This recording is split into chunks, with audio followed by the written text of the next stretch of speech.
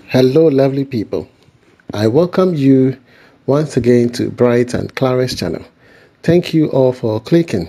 This is episode 29 on a 7-bedroom house that we are putting up for our client. So, in your view, it's a 3D representation of the house. A 3D means a 3 dimension.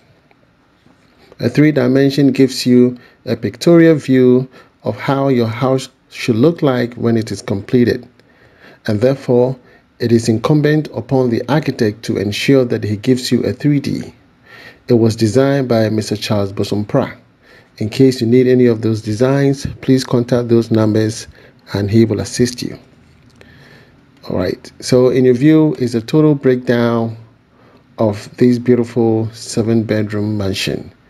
Okay, and this is only for the structural work. Okay, and then the roof trusses. Once it is finished, we have to go, and then we already have an estimate for the roofing sheet. The client will make payment, and then roofing sheet will be provided, and then we can go ahead and put on the roofing sheet, which mainly will be a stone coated roofing sheet. Are you with me? Yes, or people will say Euro tiles.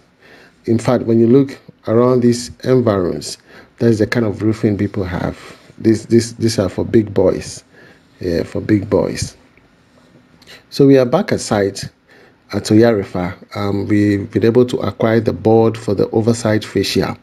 For those who don't know oversight fascia, I'll be showing you right here in this video. And then we bought our iron rod for the continuation and even for the floor decking, because they've made payment for the floor decking. So it's a continuous project. From the floor decking, before we finish the floor decking, we will receive payment for the first floor and then the roof. And then when we finish, and then we begin another phase again, which will be again phase 1, phase 2, phase 3. Phase 1 will be the plumbing works for the interior, the supply, the sewage lines, and then electrical, which is the very integral because it requires a lot of details, and Mr. Hammond will take charge of that one.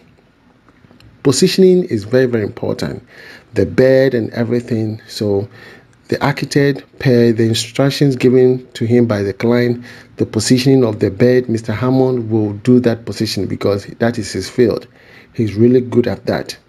Some architects are not even good at positioning. They can put the bed anywhere, they make it look so beautiful, but ideally, physically, when you go, it is wrong. You understand? When you open the door, you're not supposed to see the person lying on the bed. The person should be behind the door. You understand? And what switches should be available by the bed, so you don't have to get up all the time switching here and doing that. I mean, all these, Mr. Hammond is going to take charge of it. In case you need any building materials, please contact my brother, Mr. Mowley. Okay, we have DPM, DPC, waterproof chemicals, cement, we have bitumen. Okay, and he will deliver them to you at your cost. You have to pay for delivery. Are you with me? The DPM, there are a lot of fake ones in the market, because myself, I think I bought some fake ones though. But later we got the original one. The original one, which is a 300 MU, is really good. When you touch it, you can feel it though. It's really good. Yeah.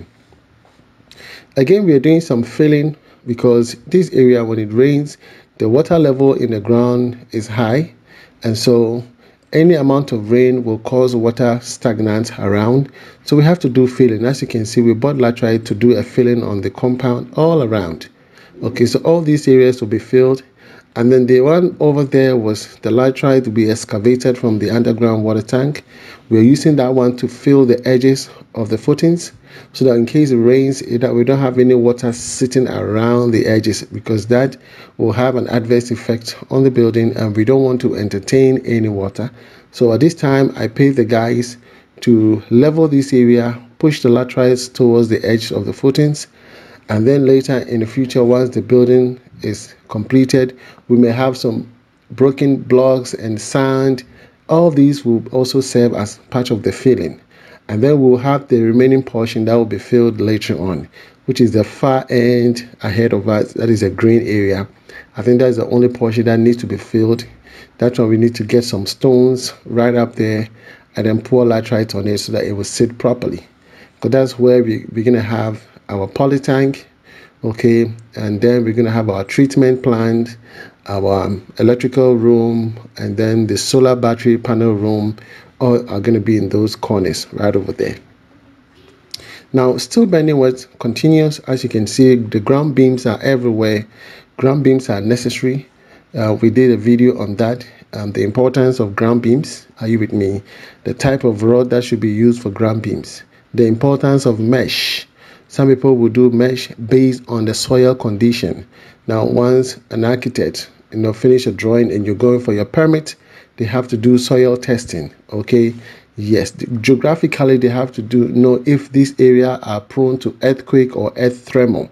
All these reports should be available so that the architect will design your house to withstand these conditions.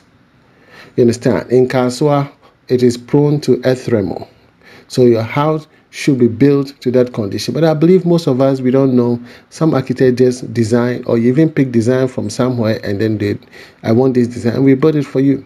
But the architect who is on the ground should know better that everything should be done as per the location, the geographical location. Are you with me? Yes, so that the structures will be positioned in a way that they can withstand those vibrations. Are you with me? Yes. Here in Dubai, man, a building can swing, can even rotate. It's so amazing. Not all the buildings, though. I'm just kidding. Not all the buildings. But like the Burj Khalifa, it's not a joke. The Burj Arab, the building sitting in the water, that building is superb, man. Especially with the Burj Khalifa, man, it's so crazy. So basically, that's how it is. That's how it is. So all these we need to consider. So the architect again came back to site, checking everything, ensuring that the carpenter does his work properly, the steel bender does his work properly, the plumber does his work properly. So as you can see, the carpenter is placing the board along the edges, okay, just right by the ground beams. Okay, yes, this will prevent the concrete from pouring out, and this is what we call oversight fascia. And it is being done by Mr. Samuel Edu. Mr. Samuel Edu is a renowned carpenter. Okay, very good. His estimate, his work is on point. I really admire him. So yes, everything has been done. So all these are necessary. Most of you, your building doesn't go through this process. So your estimate doesn't come, like the way we prepare our estimate. So I understand where you're coming from. It all depends on the level of education of whom you're giving your contract to. Because there are so many masons in the market. And everybody can give you any estimate. And you are going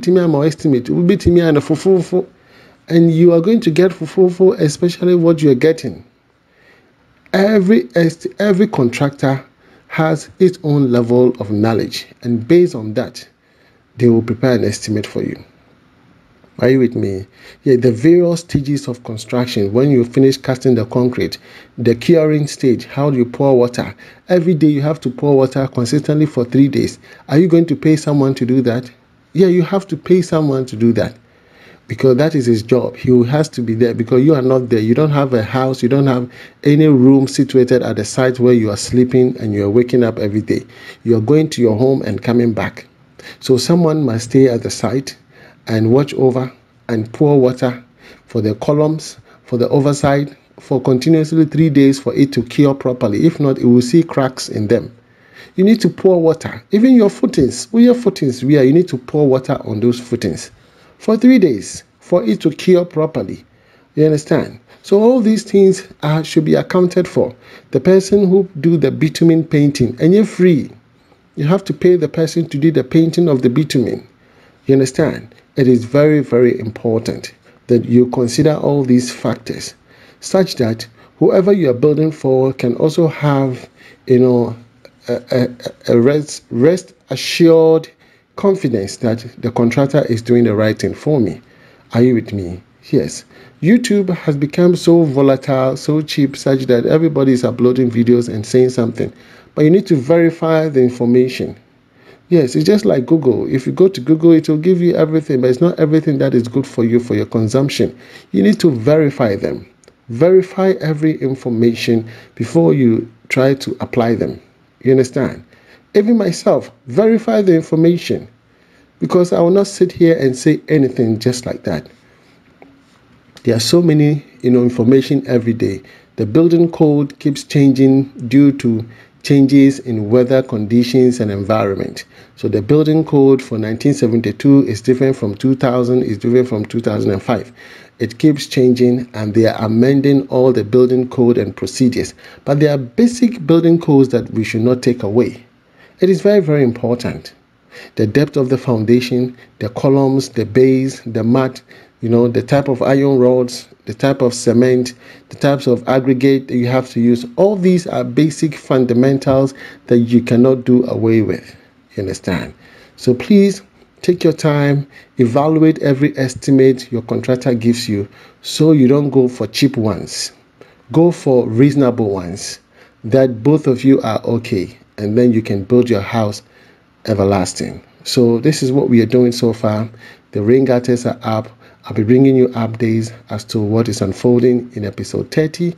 I love you and I want the best for you. Learn from me, go to other channels and learn as well. Together we can all grow and learn from one another. From me to you, it's shalom. God bless you wherever you are. Bye-bye.